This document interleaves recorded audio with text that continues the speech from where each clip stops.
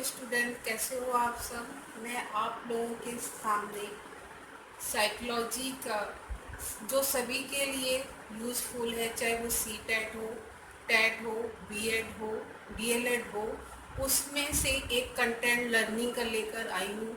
क्योंकि इस समय आपको पता है कि कोरोना वायरस के कारण जो लॉकडाउन हो रहा है, इसके कारण हम मिल नहीं सकते।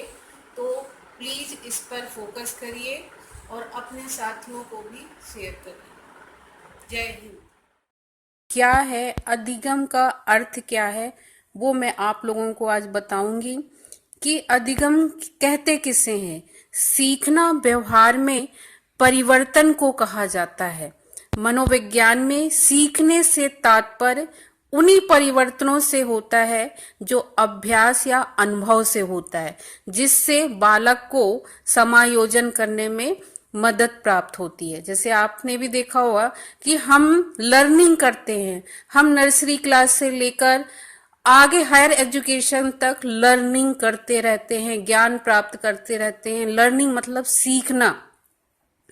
स्टार्ट कहाँ से होती है हमारी?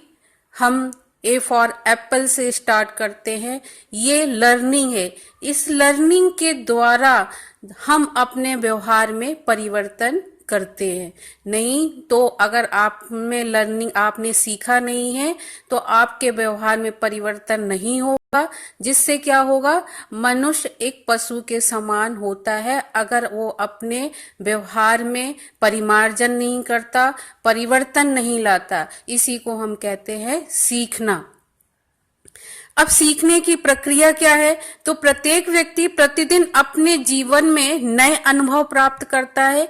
ये नवीन अनुभव व्यक्ति के व्यवहार में वृद्धि तथा संशोधन करते हैं। इसलिए ये अनुभव तथा उनका उपयोग ही अधिगम करना कहलाता है। आपने देखा होगा कि प्रत्येक दिन हम कुछ ना कुछ नया सीखते हैं। और ये सीखते कैसे हैं? हम किसी अनुभव के माध्यम से, किसी के व्यक्ति के व्यवहार को देखकर भी हम सीखते हैं, हम अनुकरण के माध्यम से सीखते हैं।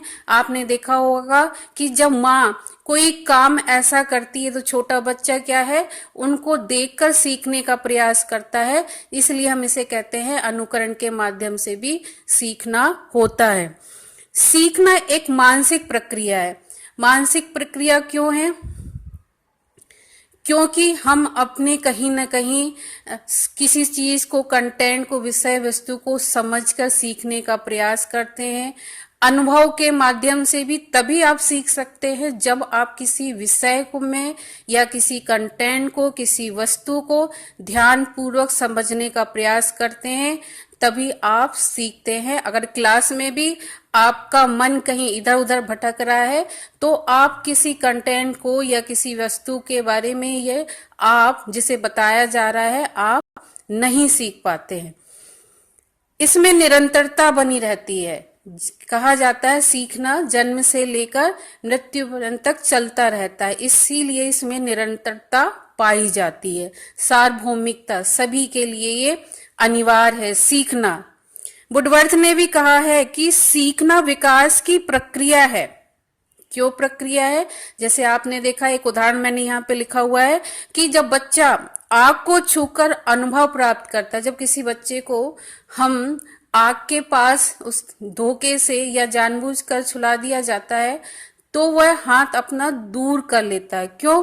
क्योंकि उसे फील होता है, अनुभव होता है कि ये तो बहुत गर्म है, और इस कारण से फिर वह कभी जो गर्म चीज है उसको छूने का प्रयास बिल्कुल नहीं करता।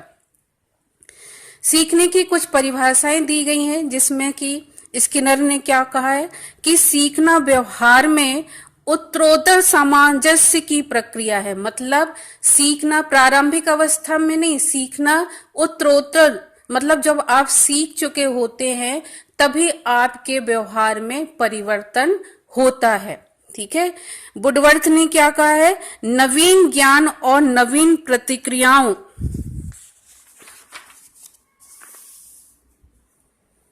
को प्राप्त करने की प्रक्रिया सीखने की प्रक्रिया है।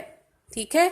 हम क्या करते हैं, सीखने में ज्ञान हो, और जो आपका ज्ञान है, जो आपने पुराना ज्ञान आपने प्राप्त किया है, उसमें कुछ नया नवीन ज्ञान प्राप्त करने की प्रक्रिया को ही सीखने की प्रक्रिया कहा है। इस तरह से बहुत सारी डेफिनेशन है, आप इसे देख सकते हैं, नोट कर सकते हैं। अब मैं आपको बताती हूं कि सीखने में और चीजें क्या होती हैं।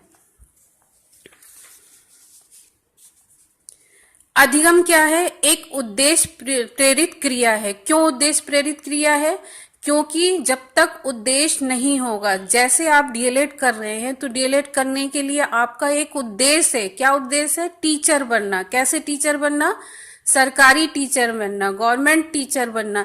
इसके लिए आपको क्या करना है? आपके लिए एक उद्देश्य होता है कि आप डीएलएड करिए और एलिमेंट्री एजुकेशन के लिए आप शिक्षक बनिए। ये क्या है?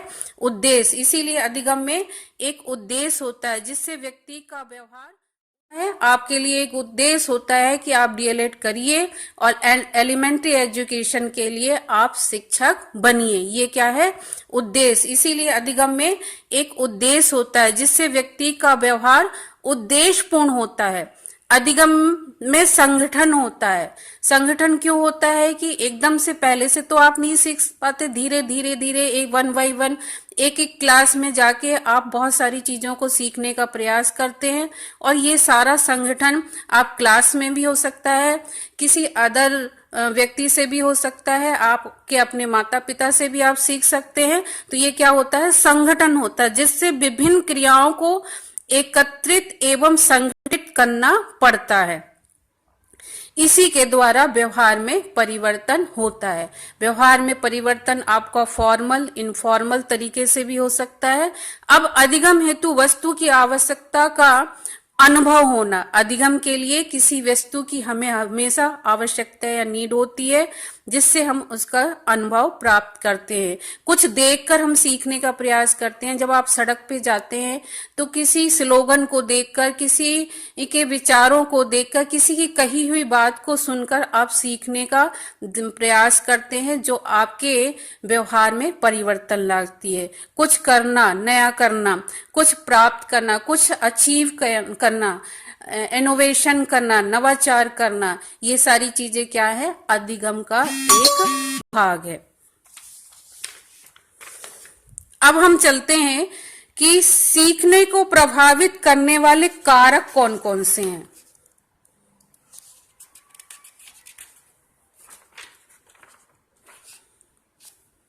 ठीक है, जैसे कि यहाँ पे लिखा हुआ है कि सिम्पसन ने कहा है कि अन्य दशाओं के साथ साथ सीखने की कुछ दशाएं उत्तम स्वास्थ्य, रहने की अच्छी आदतें, शारीरिक दोषों से मुक्ति, अध्ययन की अच्छी आदतें, संवेगात्मक संतुलन, मानसिक योग्यता, कार्य संबंधी परिपक्वता, वांछनीय दृष्टिकोण और रुचियां, उत्तम सामाजिक अनुकूलन, रूढ़िबद्धता और अंधविश्वास से मुक्त हैं।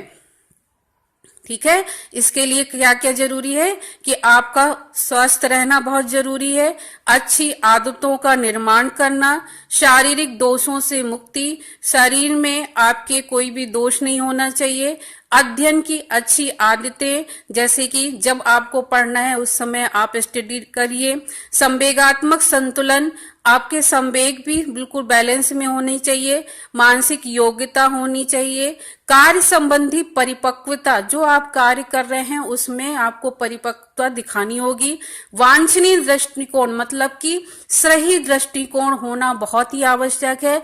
ऐसा ना हो कि आप अपनी स्टडी पर ध्यान न देकर आप दूसरे ही कार्यों में व्यस्त हैं जो अवांछनीय है। इसलिए कहा गया है कि वांछनीय दृष्टिकोण होना चाहिए, रुचियां उत्तम होनी चाहिए।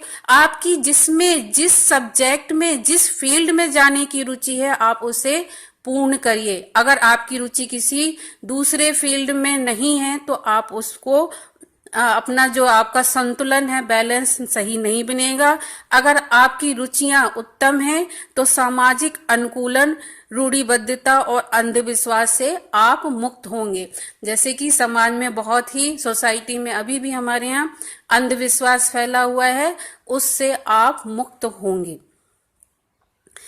विषय सामग्री का स्वरूप कैसा होना चाहिए? इसमें देख सकते हैं आप, लिखा हुआ है कि सीखने की क्रिया पर सीखे जाने वाली विषय सामग्री का सीधा प्रभाव पड़ता है। कठिन और अर्थहीन सामग्री की अपेक्षा सरल और अर्थपूर्ण सामग्री अधिक शीघ्रता और सरलता से सीख ली जाती है। इस प्रकार सरल से कठिन की ओर सिद्धांत पर सीखने की क्रिया सरल होगी। कहने का तात्पर्य यहाँ पे ये है कि हमें कठिन से सरल की ओर नहीं चलना है, हमें किस तरफ चलना है, सरल से कठिन की ओर। जैसे कोई बच्चा शुरू से ही उसे हम किसी शब्द के बारे में नहीं सिखा, पहले उसको तोड़ते हैं, उसको वर्ण अक्षर सिखाते हैं, तब जाके वो किसी शब्दों या अक्षरों का अभ्यास करता है। दूसरा है बालकों का शारीरिक व मानसिक विकास करना। अब बालकों का शारीरिक व मानसिक विकास क्या है? जो छात्र शारीरिक और मानसिक दृष्टि से स्वस्थ होते हैं वही सीखने में रुचि लेते हैं और जल्दी सीखते हैं। परिपक्व की अपेक्षा सरल और अर्थपूर्ण सामग्री अधिक शीघ्रता और सरलता से सीख ली जाती है।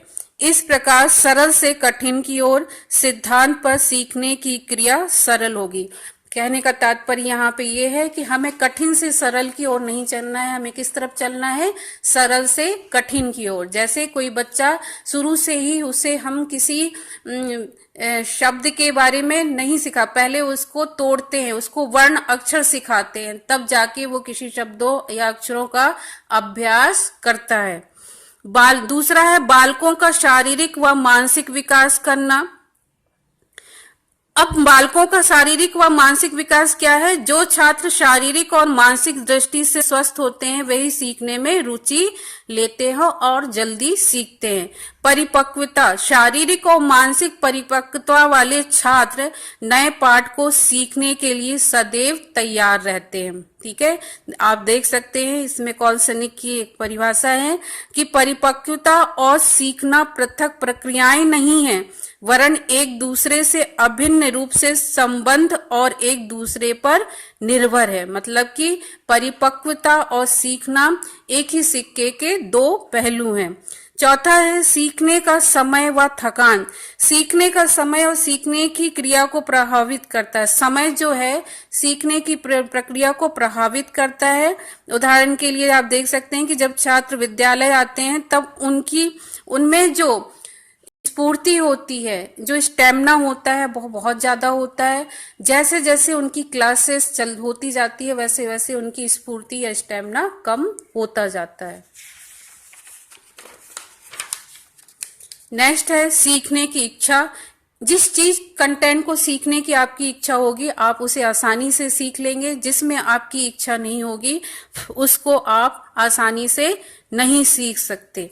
प्रेरणा, सीखने की प्रक्रिया में प्रेरकों का स्थान सबसे अधिक महत्वपूर्ण माना जाता है। प्रेरणा में ड्राइव, प्रेरणा बालकों को नई नई बातें सीखने के लिए प्रोत्साहित करती है। ड्राइव का होना बहुत जरूरी होता है जिसके कारण आपको सीखने में प्रेरणा मिलती है। जैसे स्टीफेंस ने कहा है कि शिक्षक के पास जितने भी साधन उपलब्ध हैं उनमें प्रेरणा संभवतः सर्वाधिक महत्वपूर्ण है, क्योंकि टीचर, एक शिक्षक जो है, अच्छा टीचर जो है वो हमेशा आपको मोटिवेट करता रहेगा, आप ये करिए, आप वो करिए। लर्निंग में, आपकी लाइफ में हर जगह जो है टीचर आपको हमेशा प्रोत्साहित करता रहता है। अध्यापक व सीखने की प्रक्रिया, सीखने की प्रक्रिया में जो अध्यापक है वो क्या है, आपको गाइडेंस करता रहता है, पर प्रदर्शन के रूप में शिक्षक का स्थान बहुत ही महत्वपूर्ण है। आपके कार्यों को, आपके व्यवहारों को, आपके विचारों को और आपके व्यक्तित्व को और अक्षर शिक्षण विधि के द्वारा आपको सीखने के लिए प्रत्यक्ष प्रभाव डालता रहता है। इसलिए टीचर का, अध्यापक का आपके ऊपर सीखने पर बहुत प्रभाव पड़ता है।